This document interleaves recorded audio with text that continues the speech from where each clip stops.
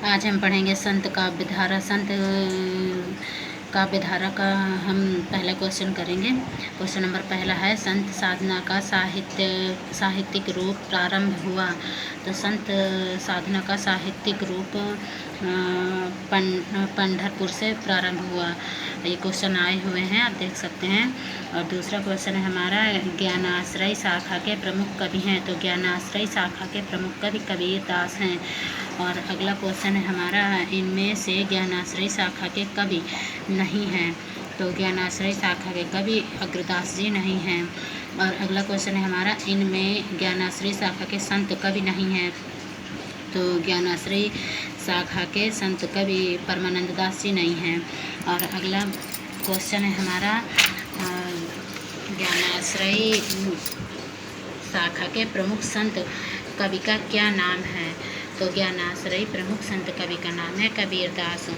और अगला क्वेश्चन है हमारा, निम्नलिखित में से संत काव्य परंपरा के अंतर्गत न आने वाले कवि का नाम है। तो संत काव्य परंपरा के अंतर्गत नानक दास नहीं आते, नंददास नहीं आते।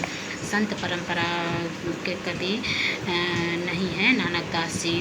और अगला क्वेश्चन हमारा, निर्गुण संत कवियों में सर्वाधिक शास्त्रज्ञ एवं सुशिक्षित थे।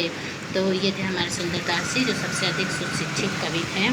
और आठवां क्वेश्चन है हमारा, निम्नलिखित संत कवियों में से कौन संत कवि पढ़ा लिखा था। तो ये भी सुंदरदास हैं। और इनमें से कौन सा कवि संत कवि नहीं है। तो संत कवि तुलसीदास जी नहीं हैं। और अगला क्वेश्चन है हमारा, निम्न में से कौन संत कवि नहीं है। तो संत कवि तुलसीदास जी नहीं हैं। और हरणेवाणी एवं अंगवधु किसकी वाणी के संकलन है। तो ये दादू दयाल के वाणी के संकलन है। और कबीर का संबंध किस काव्यधारा से है। तो कबीर का संबंध ज्ञानाश्रय ज्ञानमार्गी निर्गुण भक्ति धारा से है। और अगला है क्वेश्चन, निर्गुण ज्ञानाश्रय शाखा का दूसरा नाम है। तो निर्गुण ज्ञानाश्रय शाखा का दूसरा नाम है संत साहित्य। अच्छा, निर्गुण ज्ञानाश्रय शाखा का दूसरा नाम संत साहित्य है। और अगला क्वेश्चन है हमारा, कबीर दास किस काव्य परंपरा के प्रतिनिधित्व करते हैं। तो कबीर दास जी संत काव्य परंपरा का प्रतिनिधित्व करते हैं। ज्ञानाश्रय शाखा के कवियों को किस नाम से पुकारा जाता है। तो ज्ञानाश्रय शाखा के कवियों को संत कवि के नाम से पुकारा जाता है। संत काव्य नाम किसने दिया। तो संत काव्य नाम रामकुमार वर्मा ने दिया है।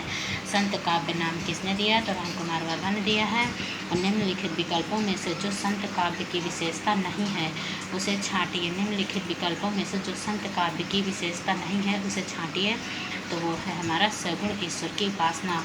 और अगला क्वेश्चन है हमारा, निर्गुण काव्यधारा की प्रवृत्ति है। तो निर्गुण काव्यधारा की प्रवृत्ति रूढ़ियों एवं आडंबरों का विरोध है। रूढ़ियों एवं आडंबरों का विरोध है। अगला क्वेश्चन है हमारा, आचार्य रामचंद्र शुक्ल ने भक्ति काल के निम्नलिखित कवियों में से किसे सबसे कम महत्व प्रदान किया है। तो कबीर को सबसे कम महत्व प्रदान किया है रामचंद्र शुक्ल ने। और रामचंद्र शुक्ल ने किस पर स्वतंत्र रूप से आलोचना नहीं लिखी है। तो जायसी पर स्वतंत्र रूप से आलोचना नहीं लिखी है। और भाषा बहुत परिष्कृत और परिमार्जित न होने पर भी कबीर की उक्तियों में कहीं कहीं विलक्षण प्रभाव और चमत्कार है। प्रतिभा उनमें प्रखर थी, इसमें संदेह नहीं। पंक्तियों के लेखक कौन हैं। तो वो हैं आचार्य रामचंद्र शुक्ल। सधुक्कड़ी भाषा से आशय है। सधुक्कड़ी भाषा से आशय है जिसमें अनेक प्रांतीय भाषाओं बोलियों के शब्दों का मिश्रण हो, उसे सधुक्कड़ी भाषा कहते हैं।